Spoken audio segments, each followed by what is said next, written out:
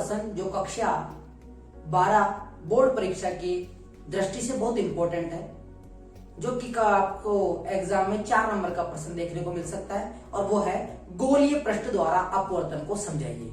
ये बहुत इंपॉर्टेंट प्रश्न है। तो आइए समझते हैं हम गोलीय पृष्ठ द्वारा अपवर्तन क्या होता है।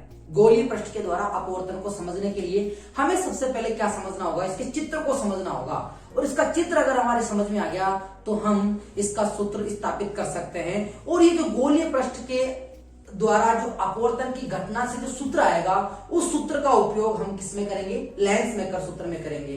तो लेंस मेकर सूत्र जो कि बोर्ड एग्जाम की दृष्टि से बहुत इंपॉर्टेंट है, तो उसको समझने से पहले हमें गोलीय पृष्ठ द्वारा अपवर्तन को समझना होगा। क्या समझना होगा, गोलीय पृष्ठ द्वारा अपवर्तन को समझना होगा। तो इसको समझने के लिए सबसे पहले हम चित्र बनाते हैं, और चित्र में हमें क्या क्या ध्यान रखना है समझना। मैं मान लेता हूं कि ये कोई गोलीय पृष्ठ है। क्या माना मैंने कि ये कोई गोलीय पृष्ठ है, ठीक है। और ये गोलीय पृष्ठ जो है, इसको हमने एक N1 माध्यम के अपवर्तनांक में रखा, यानी इधर का जो माध्यम है उधर का अपवर्तनांक कितना है, N1 है, यानी N1 अपवर्तनांक के माध्यम में रखा, N1 अपवर्तनांक इधर का। और ये जो गोलीय पृष्ठ जो हमने लिया है, इसका अपवर्तनांक है N2। क्या है, N2। ये N1 है और ये क्या है, N2 है। तो गोलीय पृष्ठ किसी का भी हो सकता है, कांच का हो सकता है, तो उसका अपवर्तनांक अलग होगा। तो इसका मतलब हो गया माध्यम अलग अलग हो गए। अगर अपवर्तनांक दोनों अलग अलग है तो माध्यम भी क्या हो गए, अलग अलग हो गए। हम ये मान लेते हैं कि जो N1 अपवर्तनांक है वो N2 की तुलना में कम है। क्या, N1 अपवर्तनांक जो है वो N2 की तुलना में क्या है, कम है। अगर ये कम है तो आप ये समझ जाओ कि जो अपवर्तनांक कम होता है उसे हम बोलते हैं विरल माध्यम। क्या बोलते हैं, विरल माध्यम बोलते हैं। और जिसका अपवर्तनांक ज्यादा होता है उसे हम क्या बोलते हैं, सघन माध्यम बोलते हैं। क्या बोलते हैं, सघन माध्यम बोलते हैं। तो हमें पता लग गया कि इधर N1 अपवर्तनांक जो है वो विरल माध्यम है, और इधर जो N2 अपवर्तनांक है वो सघन माध्यम है। ठीक है, हमें माध्यम पता चल गया। और अलग माध्यम अगर अलग अलग होते हैं तो अपवर्तन की घटना होती है। अगर हमने अपवर्तन की घटना में जाना था कि अगर प्रकाश की किरण सघन माध्यम से विरल में जाती है तो अभिलंब से दूर हटती है, और अगर विरल माध्यम से सघन में जाती है तो अभिलंब की ओर झुकती है। इसी कंसेप्ट का हम उपयोग करेंगे और हम इस चित्र को बनाएंगे। तो मैं यहाँ पे क्या करता हूं, इस गोलीय पृष्ठ के इस बिंदु से, यानी इसके मध्य बिंदु से एक मुख्य अक्ष से एक रेखा खींच देते हैं। क्या खींच देते हैं, एक रेखा खींच देते हैं। और ये किसको बता रही है, ये रेखा मुख्य अक्ष को बता रही है। किसको बता रही है, मुख्य अक्ष। तो ये रेखा जो है मुख्य अक्ष को बता रही है। अब हम ये मानते हैं कि इस मुख्य अक्ष के ऊपर, किसके ऊपर, मुख्य अक्ष के ऊपर हम एक ऑब्जेक्ट मान लेते हैं। क्या मान लेते हैं दोस्तों, एक ऑब्जेक्ट मान लेते हैं। ऑब्जेक्ट मतलब वस्तु, यानी जो वस्तु रखी हुई है वो यहाँ रखी हुई है, और इस वस्तु से क्या निकल रही है, प्रकाश की किरण निकल रही है। इससे क्या निकल रही है, प्रकाश की किरण निकल रही है। यानी ये जो किरण गई, इस किरण को हम बोलेंगे आपतित किरण। क्या बोलेंगे दोस्तों, आपतित किरण। ये हो गई आपतित किरण। आपतित किरण यानी इस बिंदु पर जाकर क्या हुई, आपतित हुई। इस बिंदु पर जाकर क्या हो रही है, आपतित हो रही है। तो इसको हम बोलेंगे आपतन बिंदु, इसको नाम दे देते हैं हम M। क्या नाम दे देते हैं, M नाम दे देते हैं। अब इस बिंदु से क्या होगा, इस प्रकाश की किरण का अपवर्तन होगा। क्या होगा दोस्तों, अपवर्तन होगा। और अपवर्तन होगा तो प्रकाश की किरण कौन से माध्यम में जा रही है, विरल माध्यम से सघन माध्यम में जा रही है। और विरल माध्यम से सघन माध्यम में जाती है तो अभिलंब की ओर झुक जाती है। तो अभिलंब, अब हमें अभिलंब बनाना पड़ेगा। अभिलंब बनाने के लिए हमें एक कंसेप्ट समझना होगा, और वो कंसेप्ट ये है कि अगर कोई गोला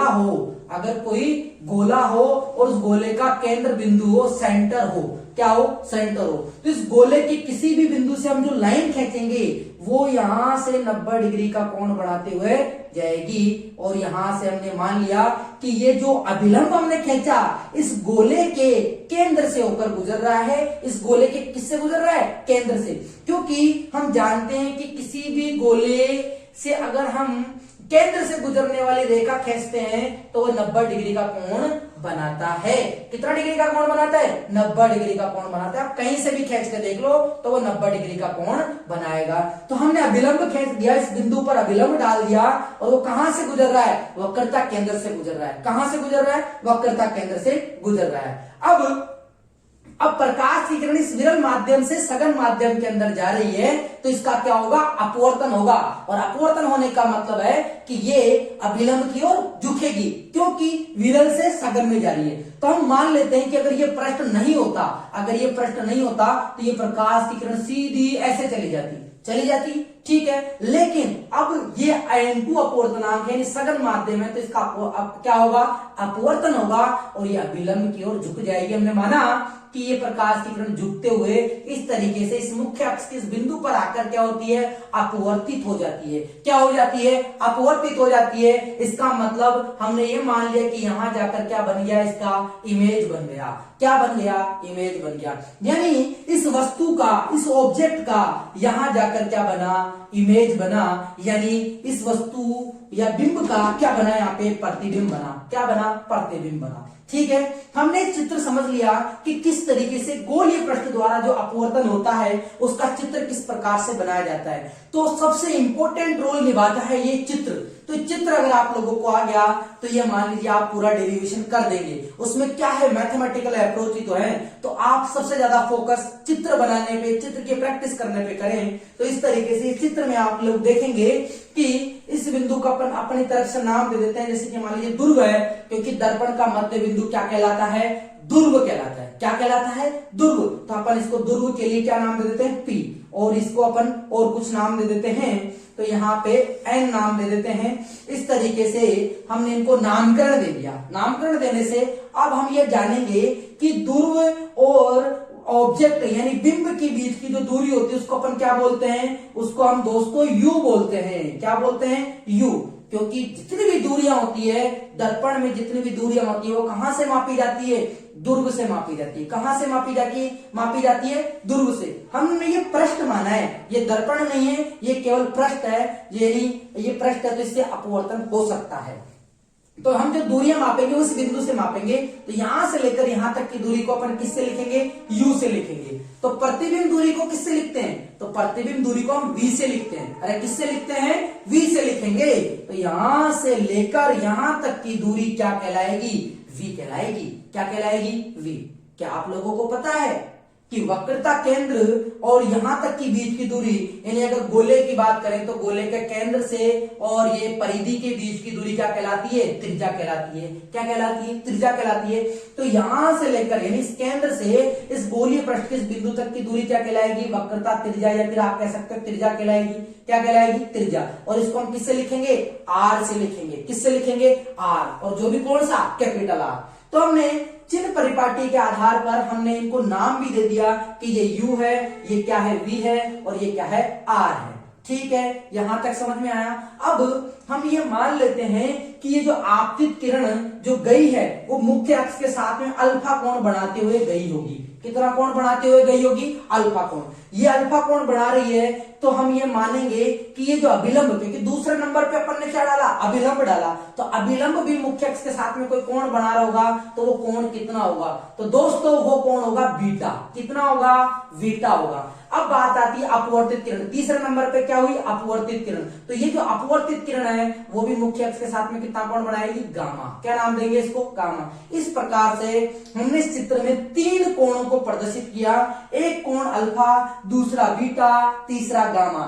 अल्फा कोण आपतित किरण और मुख्य अक्ष के बीच बनने वाला कोण है। दूसरा कोण बीटा अभिलंब और मुख्य अक्ष के बीच बनने वाला कोण है। और तीसरा कोण गामा अपवर्तित किरण और मुख्य अक्ष के बीच बनने वाला कोण है। इस तरीके से अल्फा, बीटा, गामा 3 यहां पे अपन ने कोण मान लिए। ठीक है, अब हम जो अपवर्तन में भी एक आपतन कोण होता है और एक कौन सा होता है? अपवर्तन कोण होता है। तो देखो आपतन कोण से, आपतन कोण किसे कहेंगे? अरे ये आपतित किरण और अभिलंब के बीच जो कोण बन रहा है इसे कहेंगे अपन आपतन कोण। इसको आई से लिख देंगे। अरे किससे लिख देंगे?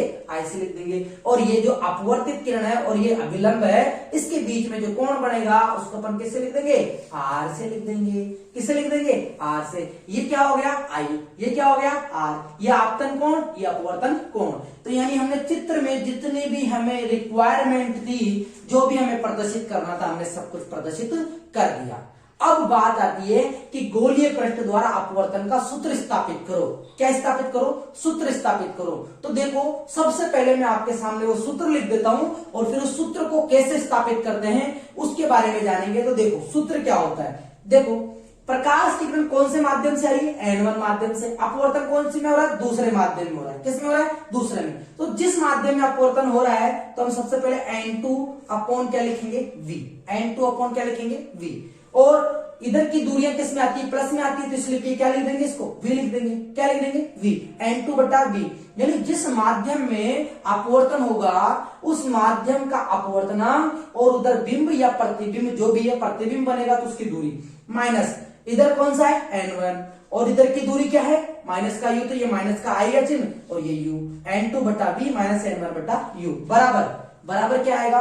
बराबर हम क्या करेंगे? N2 माइनस N1 बटा यहां से लेकर यहां तक की दूरी यानी वक्रता त्रिज्या को भी लिखेंगे। तो ये हम कह सकते हैं कि ये जो सूत्र है, ये सूत्र आपको गोलीय पृष्ठ द्वारा अपवर्तन का सूत्र है। यानी आप इस सूत्र को किस रूप में जानेंगे? गोलीय पृष्ठ द्वारा अपवर्तन के सूत्र के रूप में जानेंगे। और इसी सूत्र का उपयोग, यानी हम कह सकते हैं कि बहुत इंपॉर्टेंट सूत्र है, इसी सूत्र का उपयोग हम किसमें करेंगे?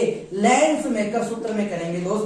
किसमें करेंगे? लेंस मेकर सूत्र। जो ये लेंस मेकर सूत्र है, ये परीक्षा की दृष्टि से बहुत इंपॉर्टेंट है, वेरी वेरी इंपॉर्टेंट है। तो आप इस सूत्र को और ये इस सूत्र को याद कर लेना और इस सूत्र को किस तरीके से लिखा जाता है ये भी आप जान लेना। अब नेक्स्ट वीडियो में हम जानेंगे कि ये सूत्र स्थापित कैसे हुआ। हमने इस वीडियो में जान लिया कि किस तरीके से चित्र बनाया जाता है और इसका सूत्र क्या होता है। अब आप मेरा नेक्स्ट वीडियो देखेंगे जिसमें आपको समझ में आएगा कि किस तरीके से सूत्र को